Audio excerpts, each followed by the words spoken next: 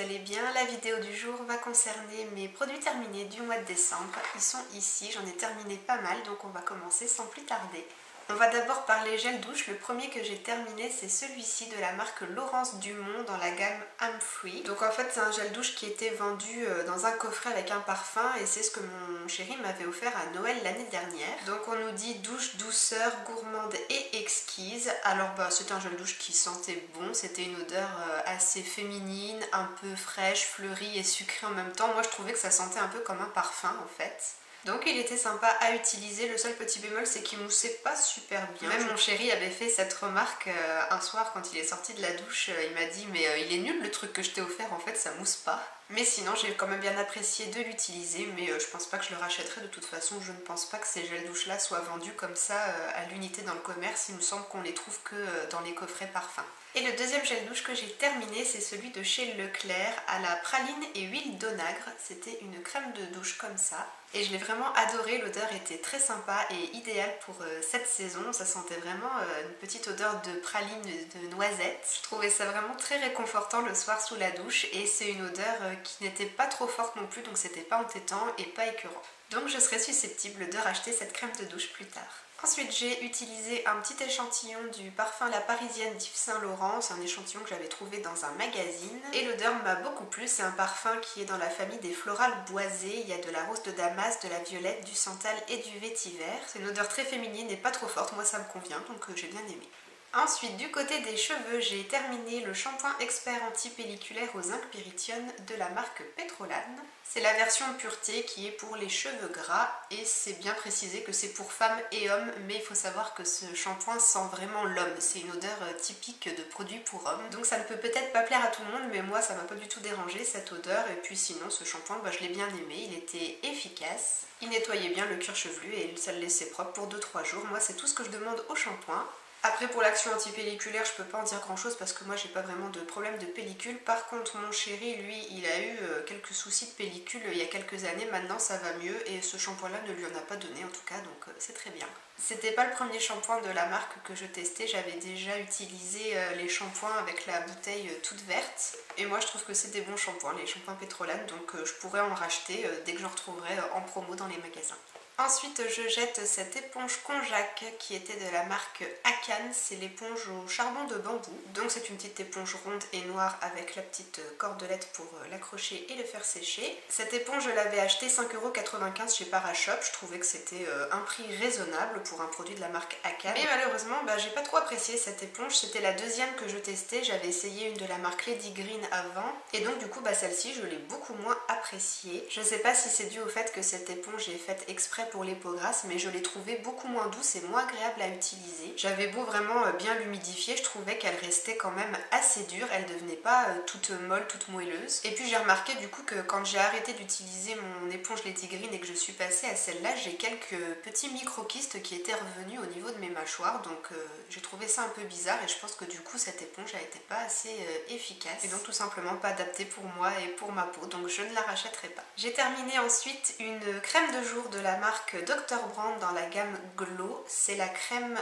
au rétinol et particules de rubis. C'était une miniature de 7,5 g que j'avais reçue dans la Glossy Box, tenez-vous bien, de mars 2013. Oui, ça fait plus de 3 ans que j'avais ce truc là dans mes tiroirs. Et en fait c'est une crème que j'utilisais de façon très occasionnelle, en fait je l'utilisais les jours où je ne sortais pas de chez moi. Et pourquoi donc j'utilisais cette crème que quand je ne sortais pas de chez moi? C'est parce qu'en fait elle contient donc du rétinol et des particules de rubis et apparemment c'est des ingrédients qui réagissent au soleil et donc il ne faut pas s'exposer au soleil quand on met cette crème.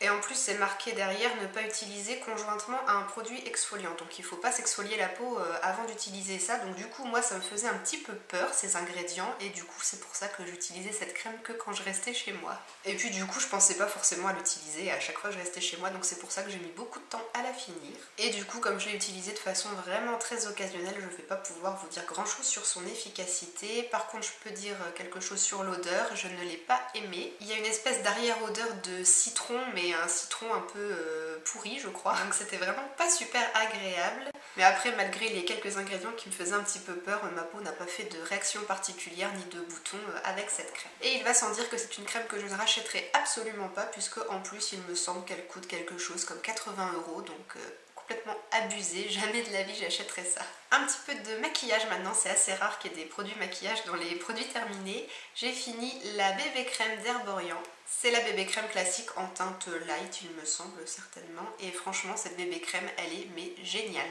Elle est juste quand même un petit peu claire pour moi. Moi, j'ai pas la peau pâle de base, donc c'est une bébé crème que je n'utilisais qu'en hiver. Parce que dès que je prenais un petit peu de couleur au retour du printemps, ça devenait vraiment trop clair pour moi. Mais sinon, franchement, elle est vraiment top cette bébé crème. Elle unifie bien le teint. Bon, après, elle vous camouflera pas les grosses imperfections, mais elle unifie vraiment bien. Elle laisse vraiment une peau toute lisse, toute douce. Et au niveau des rougeurs, par contre, quand même, ça les camoufle pas mal, je trouve. Avec un petit peu de correcteur et de la poudre compacte par-dessus, ça fait vraiment un très joli teint naturel. Donc j'ai vraiment adoré et je suis très contente d'avoir pu tester cette bébé crème que j'avais remportée dans un concours, parce que bon, il faut quand même le dire, elle est quand même assez chère cette bébé crème, mais elle est vraiment top. Alors une fois que j'aurai liquidé un petit peu mes produits teints, peut-être que je la rachèterai éventuellement chez Sephora avec un code promo. J'ai également fini de la marque Maybelline le protège vernis sèche vite dans la gamme Express Manucure.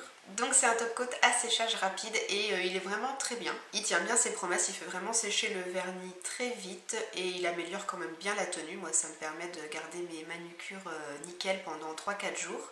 C'est marqué derrière résistance jusqu'à 7 jours, mais bon, faut pas abuser, moi j'arrive pas à garder une manucure pendant une semaine complète. Mais moi ce qui m'intéresse vraiment dans ces top coats là, c'est vraiment le fait que ça fasse sécher très vite la manucure, et sur ce point là, il n'y a vraiment rien à dire. En une minute, c'est sec en surface, on peut passer son doigt sur l'ongle et c'est nickel. Et ce qui est cool aussi, c'est que, je sais pas si vous le verrez, mais j'ai presque réussi à le finir complètement en fait, il en reste vraiment un fond. Parce que les top coats de ce type ont tendance à très vite devenir pâteux et à faire des fils. C'était le cas avec celui de Sally Hansen que j'adorais avant, j'en ai utilisé 3 ou 4 flacons. Mais il devenait vite pâteux et j'étais obligée à chaque fois d'en jeter un bon tiers du produit, j'arrivais jamais à aller au fond.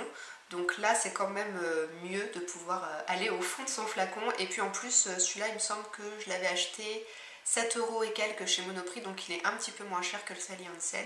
Il fait 10 ml, c'est une bonne contenance et moi je crois que ça m'a duré 6 mois ça, donc c'est bien.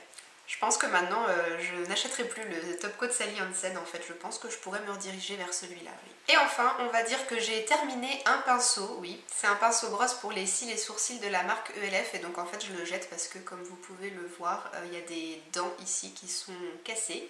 Et puis le côté brosse pour les sourcils est devenu vraiment très rêche, c'est pas du tout agréable de brosser ses sourcils avec ça, donc du coup j'en ai acheté un autre de la marque EcoTools que je vous ai montré dans mon haul, c'est la vidéo juste avant celle-ci normalement. Et puis bah celui-là il file direct à la poubelle et je le rachèterai pas parce que bon bah même si ça coûtait qu'1 €, c'est pas super top qualité quand même. Voilà pour mes derniers produits finis de l'année 2016, j'ai fait une bonne petite récolte ce mois-ci, c'est bien, ça fait un peu de place. J'espère que la vidéo aura pu vous être utile et comme toujours n'hésitez pas à me dire dans les commentaires si vous avez aussi essayé un des produits que j'ai montré aujourd'hui et à me donner votre avis dessus. J'en profite aussi pour vous souhaiter déjà une très bonne année 2017, que tous vos vœux et vos projets se réalisent. Je vous tourne cette vidéo, on est le 30 décembre aujourd'hui, donc bon le réveillon n'est pas encore passé, mais je vous souhaite déjà une bonne année parce que cette vidéo je pense qu'elle sortira en 2017. Voilà, je m'arrête de parler et je vous laisse pour aujourd'hui. Bisous les filles, ciao!